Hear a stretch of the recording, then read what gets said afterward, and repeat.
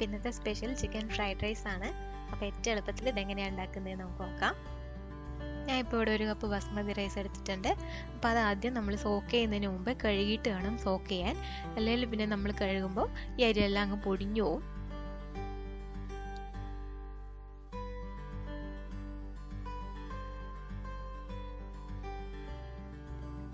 അതിനുശേഷം ഏകദേശം ഒരു 6 ഗ്ലാസ് വെള്ളം ഞാൻ അടുപ്പത്ത് വെച്ചിട്ടുണ്ടായിരുന്നു. അതിൽ ആവശ്യത്തിന് ഉപ്പ് ഇട്ടിട്ടുണ്ട്. ഇപ്പോൾ ഒലിവ് ഓയിലാണ് ഒഴിക്കുന്നത്. ഒലിവ് ഓയിൽ ഇല്ലെങ്കിൽ ഏതെങ്കിലും വെജിറ്റബിൾ ഓയിൽ ഒഴിച്ചാലും മതി.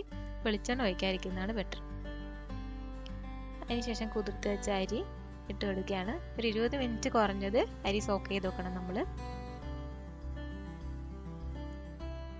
അരി വെന്തിട്ടുണ്ട്. അതിനുശേഷം ഒരു സ്ട്രെയിനറിലേക്ക് ഒഴിച്ച് വെക്കാം നമുക്ക്. ചോറ് സ്ട്രെയിനറിലേക്ക് ഒഴിച്ചതിന് ശേഷം 1 കപ്പ് നല്ല തണുത്ത വെള്ളം നമ്മൾ മീതെ ഒഴിച്ച് കൊടുക്കണം. അല്ലെങ്കിൽ ചോറ് ഇരുന്ന് വേവും. അപ്പോൾ അത് ഒഴിവാക്കാൻ വേണ്ടിയിട്ടാണ് തണുത്ത വെള്ളം ഒഴിച്ച് കൊടുക്കുന്നത്. അതിനുശേഷം വെള്ളം പോയതിന് ശേഷം നമ്മൾ ഒരു അരമണിക്കൂർ ഫ്രിഡ്ജിലോട്ട് എടുത്ത് വെക്കുന്നത് ബെറ്റർ ആയിരിക്കും. ചോറിൽ വെള്ളമെല്ലാം പോയിട്ടുണ്ട്. ഞാനിത് ഫ്രിഡ്ജിലോട്ട് വെക്കുകയാണ്.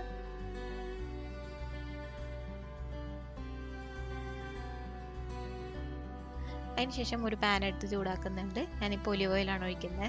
ഒലിവ് ഓയിൽ ഇല്ലെങ്കിൽ സൺഫ്ലവർ ഓയിൽ ഒഴിക്കാം. ഏതെങ്കിലും വെജിറ്റബിൾ ഓയിൽ ഒഴിക്കാം. വെളിച്ചെണ്ണ ഒഴിക്കരുത്. ചൈനീസ് ഐറ്റംസിന് ഒരിക്കലും നമ്മൾ വെളിച്ചെണ്ണ ഒന്നും ഉപയോഗിക്കില്ല.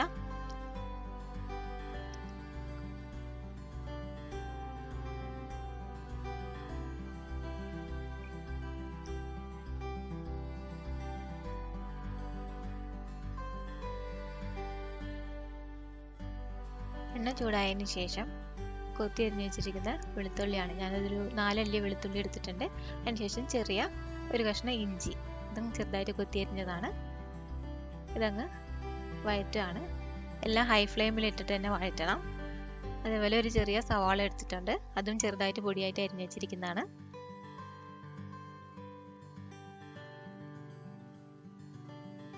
അതിനുശേഷം ഒരു പിടി ബീൻസ് അരിഞ്ഞതാണിത്. ഒരു പിടി ക്യാരറ്റ്, ഒരു പിടി ക്യാപ്സിക്കം ചെറുതായിട്ട് അരിഞ്ഞത്, ഇത് കുറച്ച് സ്പ്രിംഗ് ഒനിയൻ. ഇതെല്ലാം കൂടി ഇട്ടിട്ട് നമുക്കങ്ങ് വഴറ്റി കൊടുക്കണം. ഇതും ഹൈ ഫ്ലെയിമിൽ ഇട്ട് തന്നെ വഴറ്റണം. ഇതധികം വെന്തു പോകാൻ പാടില്ല. ഇടയ്ക്ക് നമുക്ക് ചോറ് കഴിക്കുമ്പോൾ കടിക്കാനും കിട്ടണം. ആ പരുവത്തിലാണ് വഴറ്റിയെടുക്കാൻ. ആവശ്യത്തിന് ഉപ്പിടുക. ഉപ്പെല്ലാം കുറച്ചിടണം. കാരണം സോസ് ഒഴിക്കുമ്പം ഉപ്പ് കൂടാൻ ചാൻസ് ഉണ്ട്. സോസിലൊക്കെ അത്യാവശ്യം ഉപ്പുള്ളതാണ്.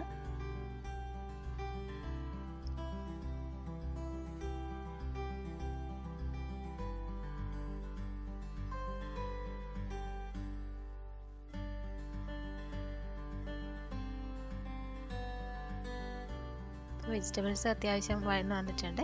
ഇതങ്ങ് പാത്രത്തിൻ്റെ സൈഡിലിട്ട് അങ്ങ് മാറ്റി കൊടുക്കാം. ഈ പാനിൽ തന്നെ ഉപയോഗിക്കാം, അല്ലെങ്കിൽ വേറൊരു പാൻ എടുക്കുക. അതിനുശേഷം നമുക്കതിൽ മുട്ട ചിക്കി എടുക്കാനുള്ളതാണ്. ഇപ്പം നിങ്ങൾക്ക് 1 or 2 മുട്ട വേണമെങ്കിൽ എടുക്കാം. അപ്പം ഞാനിപ്പം ഒരു മുട്ടയാണ് എടുക്കുന്നത്. ഇതിലേക്ക് ആവശ്യത്തിന് ഉപ്പും കുറച്ച് കുരുമുളക് പൊടിയും അങ്ങ് ഇടുന്നുണ്ട്.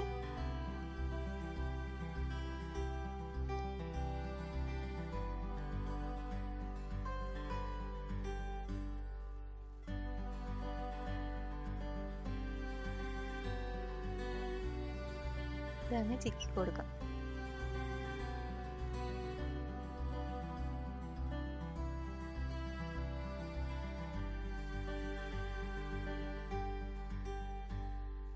ഇനി നമുക്കിതെല്ലാം കൂടി വെജിറ്റബിൾസിൻ്റെ കൂടെ അങ്ങ് മിക്സ് ചെയ്തെടുക്കാം.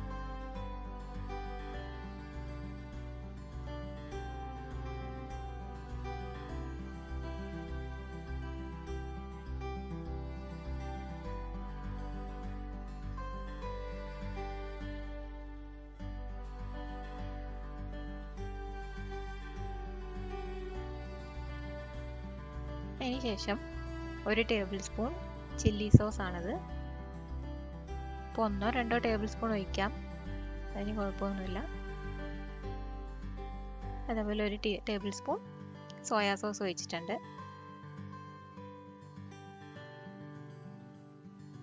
ഇതെല്ലാം ഒഴിച്ചതിന് ശേഷം ടേസ്റ്റ് ചെയ്യുമ്പോൾ നമുക്ക് എന്തെങ്കിലും കുറവുണ്ടെങ്കിൽ വീണ്ടും ആഡ് ചെയ്ത് കൊടുക്കണം.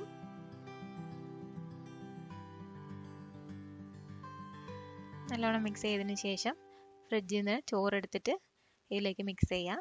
ഇപ്പം ഞാനൊരു അരമണിക്കൂർ ഫ്രിഡ്ജിൽ വെച്ചായിരുന്നു ചോറ്.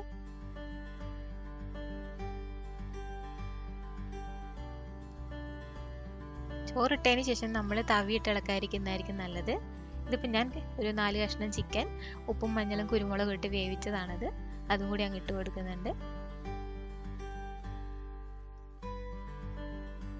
ഹൈ ഫ്ലെയിമിൽ വെച്ച് നമ്മളിങ്ങനെ ഇളക്കിയെടുക്കുന്നതായിരിക്കും ബെറ്റർ.